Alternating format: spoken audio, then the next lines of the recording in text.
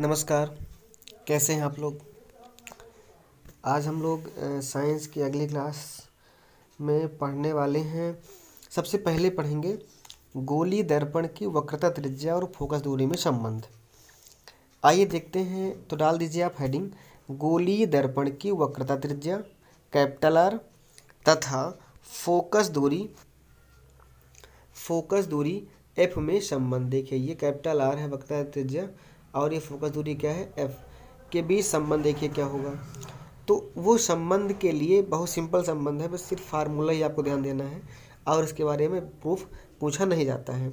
अगर पूछा भी जाएगा तो हम करवा देंगे, अगर लगेगा तो फिर हम क्लास में जल्दी क्लास शुरू करने वाले हैं वैसे, तो फिर वहीं पे वहीं पे करवा देंगे। देखिए होना क्या है, जो गोली दर्पण होता है, छोटे द्वारक के गोली दर्पणों के लिए वक्रता त्रिज्या फोकस दूरी से दोगुनी होती है। जो गोली दर्पण की वक्रता त्रिज्या होती है वो क्या होती है, फोकस दूरी से गोली दर्पणों के लिए वक्रता त्रिज्या फोकस दूरी से क्या होती है, दोगुनी होती है। इस संबंध को R=2F द्वारा क्या करते हैं, व्यक्त कर सकते हैं। ये दर्शाता है कि किसी गोलीय दर्पण का मुख्य फोकस उसके ध्रुव तथा वक्रता केंद्र को मिलाने वाली रेखा का मध्यबिंदु होता है। हमारा कहने का तात्पर्य ये हुआ, देखो ध्यान से देखना। जैसे कि मान लीजिए हमारे पास क्या है, ये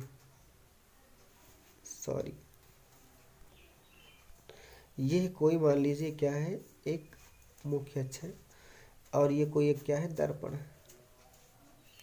ये इस दर्पण की पॉलिश है, सबको मालूम है। बताओ पॉलिश काहे की होती है, कमेंट करके बताना। पॉलिश काहे की होती है, दर्पण में पॉलिश किस चीज़ की होती है। ठीक है, चलिए दर्पण की भी जो पॉलिश होती है वो किस चीज़ की होती है आपको सबको बताना है। अब देखो यहाँ पे ये जो होता है मुख्य एक फोकस होता है और ये क्या होता है, वक्रता केंद्र होता है। वक्रता केंद्र से हम C से लिखते हैं, इसे कैपिटल F से लिखते हैं। अब देखिए जो यहाँ ये ध्रुव होता है, ये बीच में क्या होता है, ध्रुव होता है P। तो यहाँ ये जो दूरी होती है यहाँ से यहाँ तक, इसे क्या बोलते हैं, कैपिटल R बोलते हैं। ध्रुव से वक्रता केंद्र दूरी क्या होती है, कैपिटल R होती है। और ध्रुव से जो फोकस की दूरी होती है उसे क्या बोलते हैं, स्मॉल f बोलते हैं। ठीक है, ये डिस्टेंस हो गई। तो PF की दूरी स्मॉल f और PC की दूरी जो होती है कितनी होती है, कैपिटल R होती है। समझ गए ना बात को। चलिए अब ये हो चुका है। इसके बाद अगर हम बात करें तो देखिए जो संबंध होता है ना वो क्या होता है, जितनी यहाँ से जब हम बात करें, जैसे ये रहा, ठीक है, दर्पण, ये फोकस यहाँ और ये क्या रहा, वक्रता केंद्र रहा। तो देखो जितनी दूरी ये होती है उतनी दूरी ये भी होती है। तो मतलब C जो होता है वो इसका F का डबल होता है। जो C मतलब R दूरी जो होती है R, तो R कितना हुआ जा करके, 2F हुआ जा करके, कितना हुआ, 2F हुआ जा करके। मतलब फोकस दूरी को दोगुना करेंगे तो क्या आएगा, वक्रता त्रिज्या आएगी। ठीक है, तो किसी दर्पण की वक्रता त्रिज्या उसके फोकस दूरी के क्या होता है, दोगुने के बराबर होता है। तो फार्मूला आप क्या लिखोगे, R बराबर 2F। F निकालोगे यहाँ से क्या आएगा, 2 यहाँ बटे में आ जाएगा, है ना। तो कितना हो जाएगा, F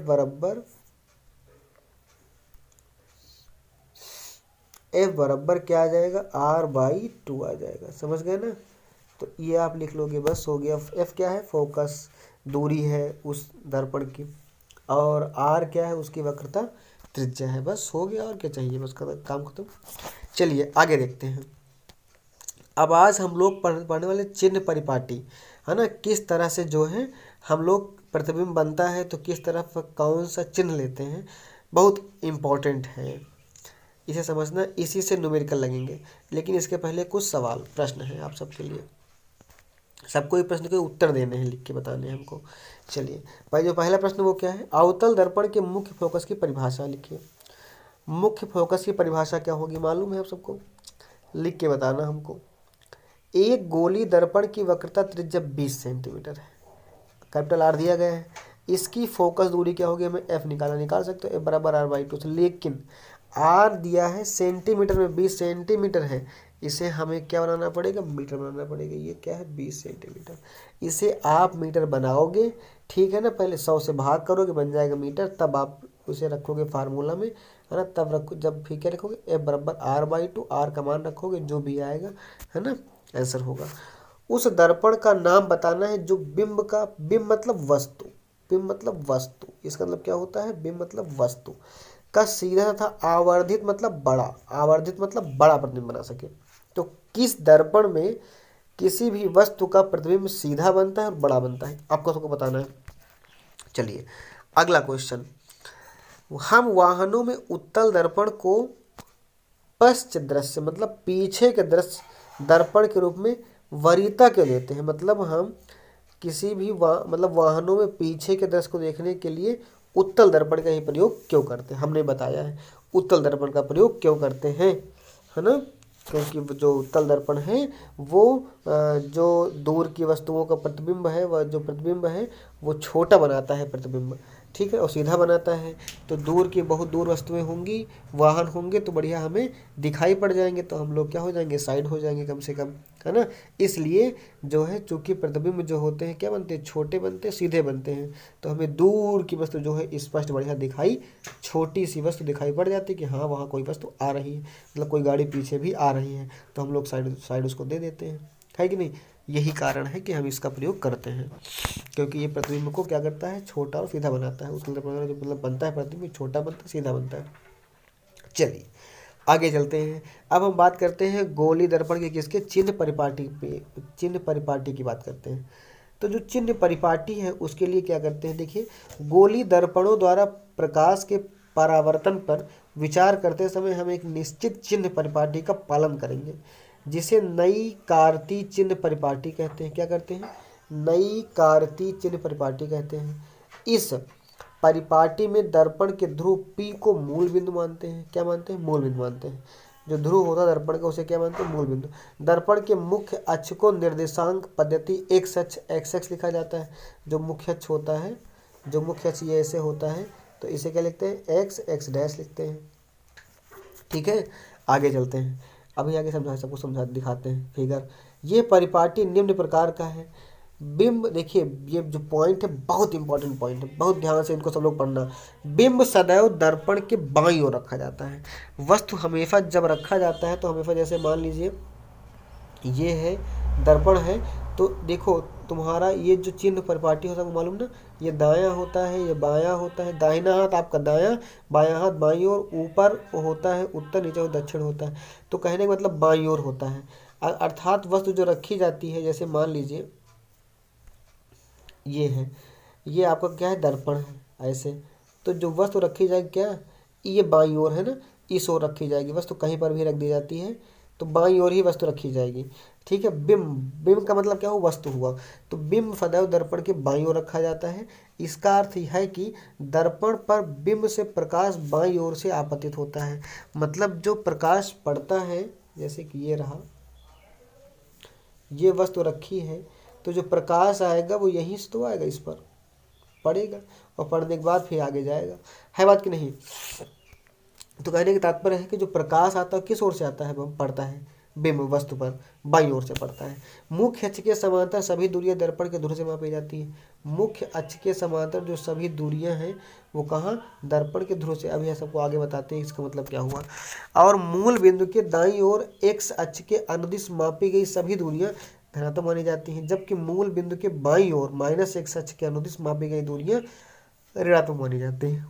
यानी जो भी वस्तु मूल बिंदु के, किसके, मूल बिंदु के बाईं ओर रखी जाएगी, जैसे कि ये रहा, अब ये दर्पण है, ये ध्रुव है, ये ध्रुव है, ठीक है, यहाँ ये ध्रुव है, तो यहाँ से जो वस्तु ये बाईं ओर है इस ओर रखी जाएगी।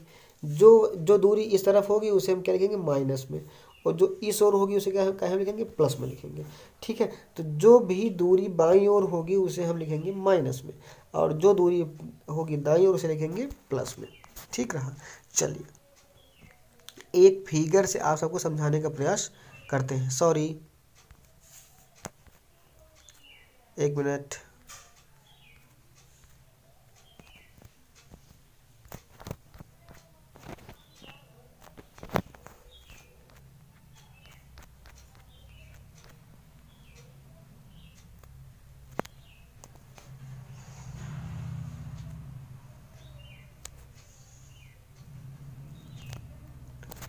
एक मिनट,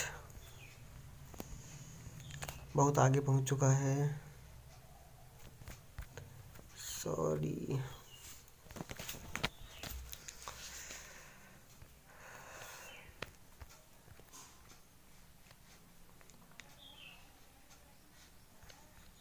एक मिनट,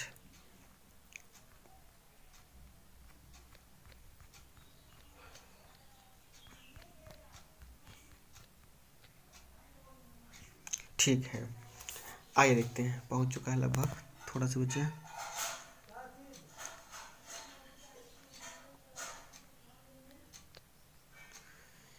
ये रहा।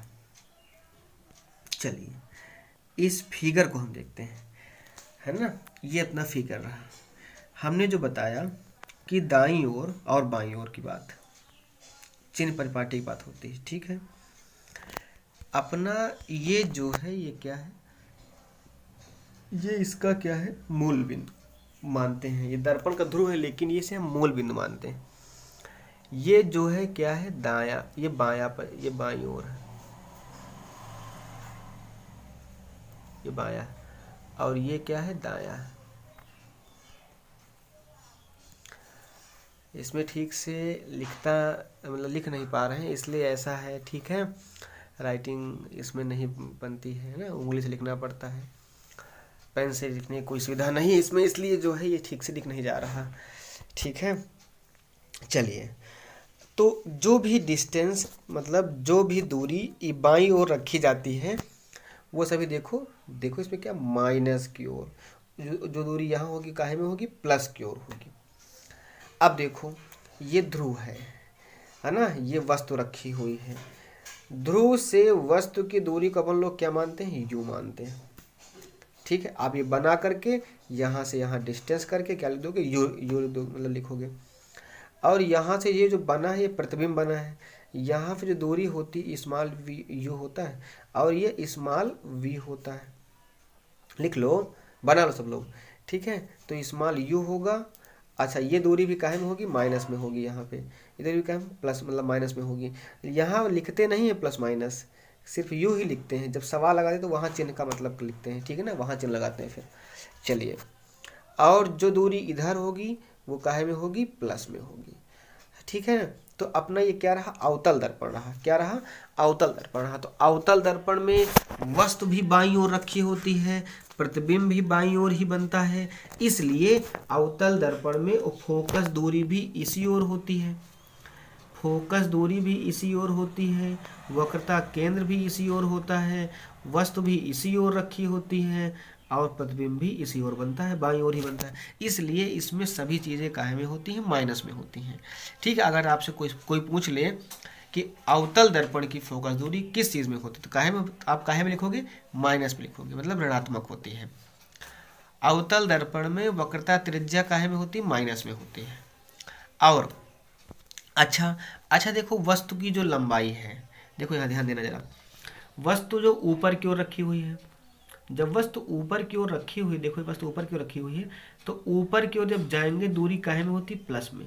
देखो ऊपर की ओर काहे लिखा, प्लस में, और नीचे की ओर काहे में जाएंगे, माइनस में। तो जो प्रतिबिंब की दूरी लिखेंगे, देखो वस्तु की दूरी को अपन लोग ओ लिखते हैं, पहली बात तो वस्तु की लंबाई को ओ लिखते हैं, और जो प्रतिबिंब की लंबाई उसे क्या लिखते हैं, आई लिखते हैं। इमेज, ओ से O for object, I for image, image लिखते हैं। तो यहाँ पे जो डिस्टेंस हो, जो भी लंबाई होगी, लेंथ होगी वस्तु की, उसे काहे में लिखेंगे, प्लस में लिखेंगे, और जो प्रतिबिंब की लंबाई आएगी उसे काहे में लिखेंगे, हम माइनस में लिखेंगे, ठीक है। अवतल दर्पण की बात कर रहे हैं, ऐसा होगा। तो ये फिगर आप बना लोगे। फिगर बनाने के बाद अब जो है कुछ पॉइंट देखें, पढ़ ले रहे हैं। कहते हैं मुख्य अक्ष के लंबवत तथा ऊपर की ओर वाई अक्ष के अनुदिश, मतलब वाई अक्ष की दिशा में, ऊपर वाई अक्ष की दिशा में जाओगे। मापी जाने वाली दूरी धनात्मक मापी, वही हमने बताया ना, ऊपर जब जाएंगे तो काहे में होगा, प्लस में होगा।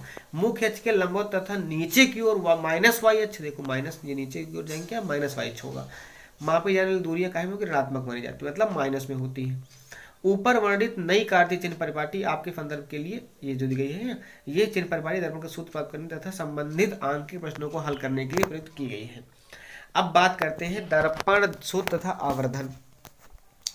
जब हम दर्पण के सूत्र की बात करते हैं तो देखो, दर्पण में इसके ध्रुव से बिंब की दूरी, बिंब मतलब वस्तु बता रहे हैं बार बार, ठीक है ना, बिंब की दूरी क्या यू कहलाती है।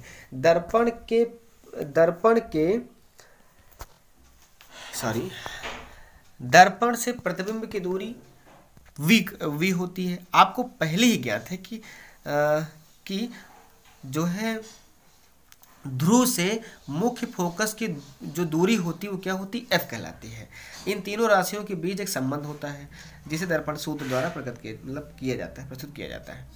अब आप डाल दोगे हेडिंग क्या, दर्पण के फोकस, ठीक है ना, जो फोकस है उसका मुख्य फोकस है उसकी फोकस दूरी है ना, और बिंब की दूरी u तथा प्रतिबिंब की दूरी v में संबंध। फिर से एक बार हम हेडिंग बोल दे रहे हैं, u, v तथा f में संबंध, बस इतना रखो, डालोगे हेडिंग आप, स्मॉल u, v तथा f में संबंध। इसका प्रूफ पहले था, अब आपकी एनसीईआरटी में है नहीं इसका प्रूफ, है ना, नहीं होता तो हम करवा देते। फिर भी अब क्लास में अपन लोग अपनी जो ऑफलाइन क्लास होगी सामने, जब हम शुरू करेंगे भी जल्दी में, तो फिर वहाँ हम लोग इसका प्रूफ पढ़ लेंगे, बता देंगे सबको प्रूफ, है ना, तो क्योंकि वहाँ समझना ज़्यादा पड़ेगा कायदे से। चलिए उसके बाद अब हम बात कर, देखिए यहाँ इसका जो फार्मूला क्या होगा, 1/v + 1/u = f होगा। ये आपका इंपॉर्टेंट फार्मूला है, दर्पण का सूत्र जो अगर आपसे कोई पूछे तो यही होता है फार्मूला, 1/v + 1/u = 1/f। ये क्या है, दर्पण का फार्मूला है। चलिए दर्पण का सूत्र है, v क्या है, दर्पण के ध्रुव से प्रतिबिंब की दूरी, u क्या है, लिख लो भाई सब लोगों ना, v क्या है, दर्पण के ध्रुव से प्रतिबिंब की दूरी, u क्या है, दर्पण के ध्रुव से वस्तु की दूरी, और f क्या है, दर्पण के ध्रुव से मुख्य फोकस की दूरी, अर्थात फोकस दूरी है। चलिए आगे चलते हैं, आवर्धन। अब आवर्धन की हम बात करते हैं, आवर्धन क्या होता है, देखिए सिंपल से अगर परिभाषा कहें, आपको कुछ भी नहीं करना है, कुछ भी नहीं ज़्यादा कुछ ध्यान देना है, इतना करना है, प्रतिबिंब की लंबाई तथा वस्तु की लंबाई के अनुपात को गोलीय दर्पण का क्या कहते हैं, आवर्धन कहते हैं। सिंपल बात रहा, क्योंकि देखो यहाँ जो फार्मूला होता है वो क्या होता है, h' प्रतिबिंब की ऊंचाई है और बिंब क्या है, वस्तु की ऊंचाई। तो प्रतिबिंब की लंबाई, ऊंचाई या लंबाई कह सकते हो, तथा वस्तु की लंबाई के अनुपात को आवर्धन कहते हैं। ये सिंपल सी परिभाषा रही इसकी। अब बात आगे हम अगर करें तो देखो ये जो जो देखो h' है अपान h' क्या है, प्रतिबिंब की लंबाई, h क्या है, वस्तु की लंबाई, तो ये दोनों बराबर होती हैं। h' जो है प्रतिबिंब की लंबाई है तो ये v के बराबर होगी, और h क्या है, वस्तु की लंबाई, u के बराबर होगी। तो क्या होगा, m बराबर h' अपान h = -v/u होगा। अच्छा यहाँ माइनस की बात आई तो माइनस क्यों लगा, अच्छा बताओ, प्रतिबिंब उल्टा बनता फिर है बनता, उल्टा बनता मतलब नीचे की ओर बनता है, नीचे की दूरी काहे में होती, माइनस में होती। देखो जो दूरी अपन लोग नीचे लेंगे वो काहे में लेंगे, देखो नीचे दूरी माइनस में लेंगे, ठीक है ना, इसलिए यहाँ पे जो दूरी ली गई है वो काहे में ली गई है, देखो माइनस ली गई, तो माइनस भी हो गया, बाकी वस्तु जो ऊपर सीधे की ओर बना तो क्या हो गया, प्लस मिलेगा। देखो m बराबर क्या हुआ, -v/u हो गया जा करके। तो अगर आपसे कोई पूछे अवतल दर्पण का जो आवर्धन होता है वो कैसा होता है, नेगेटिव की पॉजिटिव, मतलब धनात्मक ऋणात्मक, तो क्या होता है, ऋणात्मक होता है। ये इंपॉर्टेंट है क्वेश्चन, m = -v/u। अब हम आगे एक सवाल की बात करेंगे, ठीक है, एक बहुत सिंपल सा क्वेश्चन, एक सवाल है ना, लेकिन टाइम भी ज़्यादा हो रहा है। चलिए कोई बात नहीं, ये सवाल हम अगले में लिख लेंगे, आप लोग अपने बुक में देखोगे, अगर सवाल आपको समझ में आ रहे हैं तो आप लगाओगे, नहीं तो हम अगली क्लास में सवाल सबको पढ़ाएंगे इस चीज़ का, ठीक है। इसके बाद ये मतलब लगभग ख़त्म है चैप्टर।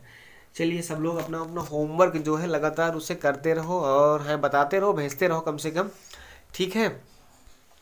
चलिए ठीक है, थैंक यू।